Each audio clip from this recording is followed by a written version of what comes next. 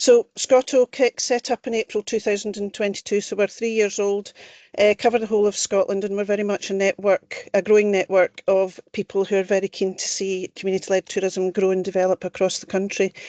Our vision is very much about every community having the opportunity to get involved in community-led tourism and for tourism to become a force for good in their community.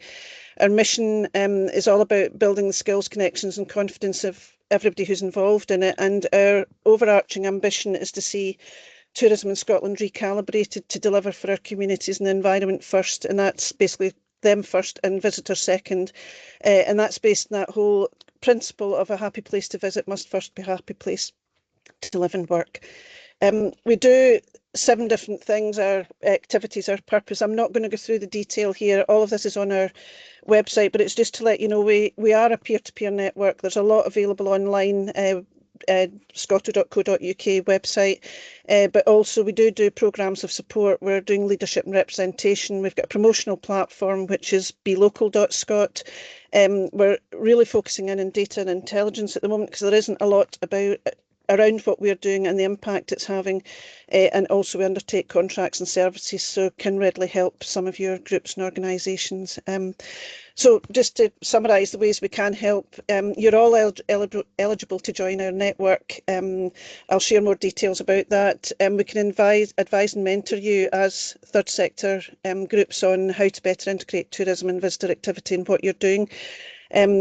Also help embed what you're doing into the wider community, and then help your community embrace tourism development, management and promotion, rather than it simply being something that happens to you. So I'm just going to expand on all this. We talk about there being 4 different types of community-led tourism. The first 2, very simply, is where residents have actually got a voice and are represented in shaping the local visitor economy. So that's in relation to development and other things that are happening, that residents have a proper voice around the table when things are being discussed, policies being agreed. We've also got a number of tourism and hospitality businesses who do community wealth building as part of their business. I give the example on Arran Ochrani. They have their own trust there where they take in funding from their guests and then spend that on local things that matter to local people. So it's very much the business helping the community be a better place. And I'm going to focus on the third and fourth, they're the last 2. So when we talk about community-led tourism, I'm a trustee of the Calendar Youth Project where I live. We run a hostel and 3 pods plus an All Abilities pod as a social enterprise. But the reason we do it is to give training for young people, and we do modern apprenticeship training. We also have a lot of the kids from the high school come down and do activities at the youth project. We've got a full catering kitchen. So very much yes, we're a tourism provider, but actually we're much more about the young people in the community. This is an example up in Findhorn where the community had massive problems with motorhomes, which I'm sure is a topic we might get onto today. They had after lockdown, they had incredible problems with motorhomes, where they recorded over 60 motorhomes one night down next to the beach, where nobody was benefiting from it in any way whatsoever. It was crowded, and also no money was being exchanged. And their conservation charity owned that land. The Findhorn Village Conservation Company decided that people want to be there, so let's allow them to be there, but manage the problem. And they put in 20 motorhome airs with a number plate recognition barrier, so you couldn't get in if you hadn't paid.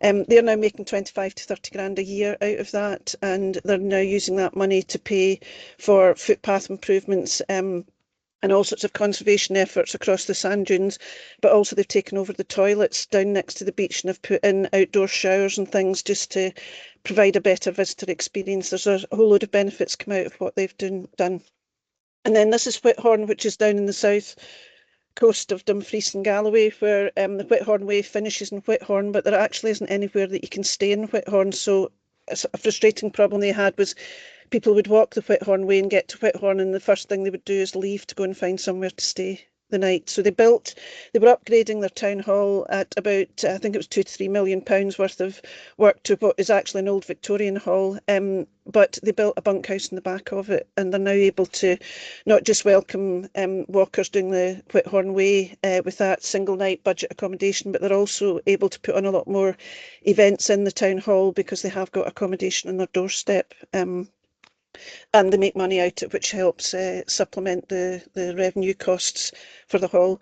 And I'm sure some of you will be familiar with the Old Forge in Knoydart, where the community bought out the pub from a Belgian guy owned it, who really wasn't very consistent at all. And when he opened the pub, the restaurant, and that was a frustration for both locals and visitors. But the local community have bought out that pub and now run it as a pub and a hub.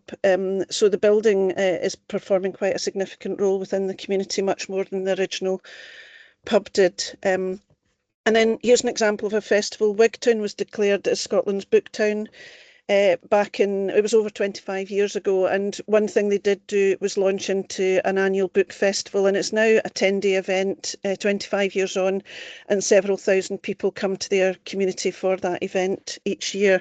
But it's got a much wider impact than just the 10 days of the festival.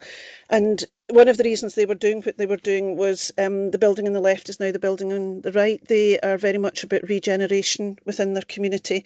And there are now 3 bookshops in Wigtown. This was a town that really was on its knees. And one of the shop owners has very imaginatively got a self-catering flat. Some of you may have heard this story. It's wonderful. Self-catering flat upstairs that they let out on condition you run the bookshop for them. It's really innovative, and I was saying that they're booked out 2 years ahead, and I was told last week, no, they're not. They're booked out 3 years ahead because it's just got such an appeal to visitors. But we all are aware that there's some significant problems happening across Scotland at the moment with several churches. It's in the region of 800 churches going to be closed, if not already closed, and put in the market through the Church of Scotland and other denominations. But it's not a new thing. And for example, up in Ullapool, the museum is in a Telford church, and we also in Braemar, St Margaret's is used as an exhibition and performance venue. So there are examples of churches being repurposed, but the key thing is looking at the revenue side of that, the business side of that, and how to make it viable, where it may support community use as well as visitor use, but overall it's a viable entity.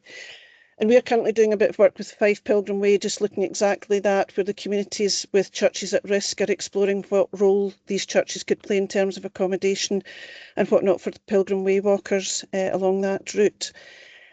Toilets, there's more and more toilets being closed. I know that Argyll and Bute Council aren't as bad as some of the other councils, but controversial topic, I know. But these toilets, the toilets that are at Aileen Donnan Castle up in the West Coast, are actually run by the community. They're not run by the council. And they try to take donations, but they get a lot of buses there who just don't leave a donation. And it's about exploring how to get visitors to appreciate the only reason there's a toilet there is because the community has made sure it's available, clean and welcoming. And therefore, how do we get people to make proper donations to allow that facility to remain? And we've got examples in Loch Ness where the community have they operate what was the Visit Scotland Information Centre and the Highland Council public toilets, and now have over £500,000 in their turnover. But that's because they've integrated ticket sales, they've got bike hire, they've showcased local products, local artists and whatnot, and the overall they've got a baggage handling business as well that they took over, linked to the Great Glen Way, and overall it is making a profit. But they're a not-for-profit organisation, and all of that gets ploughed back into the community and all sorts of community support activities. And they take donations. They are just the configuration of the toilets, but they have got very prominent signage letting people know that it's the community who are actually providing it. And then this is a wonderful example near Carnoustie, where the community took over a toilet that was being closed by the council. There's a lot of antisocial behaviour issues associated with it, and the local community really felt that this was a facility they wanted to have much more pride in, and they took it over, completely redecorated it. They actually display their artwork in it, call it the Wee Gallery. They've only had one painting damaged in over 10 years, so just to show you what can happen when community pride comes to the fore. And then Tyndrum, some of you will be familiar with, it was a local community charity who raised money.